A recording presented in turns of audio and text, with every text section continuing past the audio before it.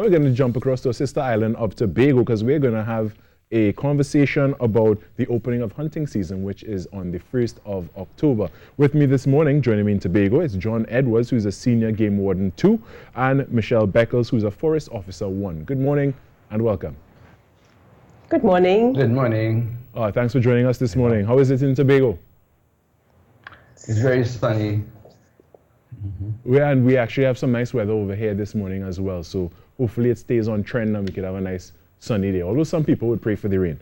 Anyway, on topic, the hunting season is opening in October.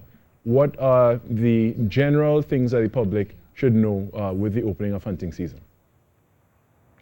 Well, what the public supposed to know is that they are entitled to purchase 3 state game permits of their choice. And these permits are $100 per permit.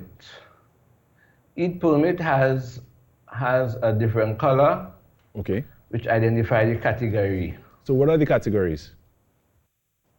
The categories are agouti, tattoo. We have a lizard that we also include caimans, because they're common in the lizard family. We have cage birds, we have waterfowls, we have also wild pig or the quenk. So there are separate permits for each animal? Yes, so they are. All right, well, that leads me to my next question. In the event someone is seen to possess one of the animals that they hunted without the proper permit, what are the repercussions that they would have to face? Well, the repercussions that entails, you can or will be arrested and charged for committing offense against the Conservation of Wildlife Act, Chapter 6701.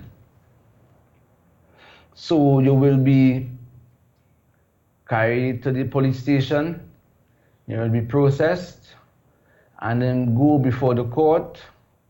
In the third court, the magistrate will deal as he sees fit. Who is authorized to make the report or maybe even do the arrest of such people?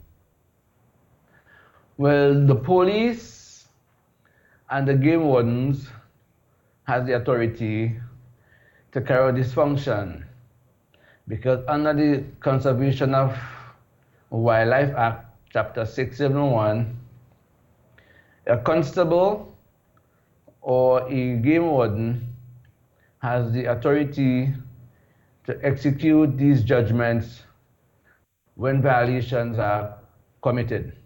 Michelle, from your purview in the Forestry Division, you're a Forest Officer 1, what does it that the people should be aware of as pertains to your role? Say that again, please. As pertains to your role as Forest Officer number 1, what does the public have to be mindful of in regards to your purview on things? The natural environment is as important as any other of our everyday life.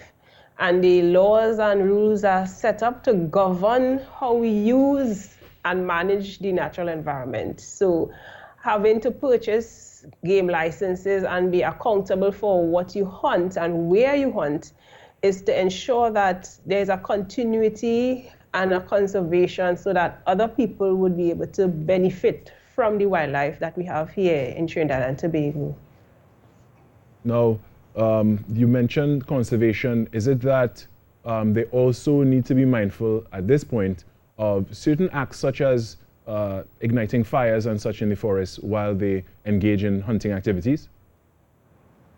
Yes, even though we are out of the fire season at this time, according to the Agricultural Act, when hunting and you set fires in the forest, you're not only destroying the habitat or the homes of the animals, you'll be destroying the natural vegetation, you'll be encouraging rainfall in terms of the effects of rainfall, like landslips, erosion downstream. You'll be killing out other animals other than the one you want to catch and flush out.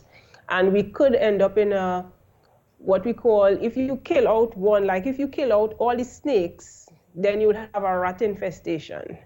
So in terms of how you go about hunting, setting traps and forgetting where you set the traps, not going back to catch the animals that will die in it, we have to be mindful about the processes that we use to go about hunting. All right. Well, I want to thank you very much for the information you've shared with us this morning. And for further information, what is there a contact number or website? Yes, there's a contact number, 639-2273, that you can call the office to get the game wardens. The game wardens will be also stationed on a Monday and Wednesday at the revenue offices in Scarborough and Roxborough between 9 to 2 to start to sell permits, so you can see them there from September 16th. Well, thank you so much, Michelle Beckles, Forest Officer number 1, and John Edwards, Senior Game Warden 2, for the information this morning. We take a short break and we come back with the rest of the morning show. Stay with us.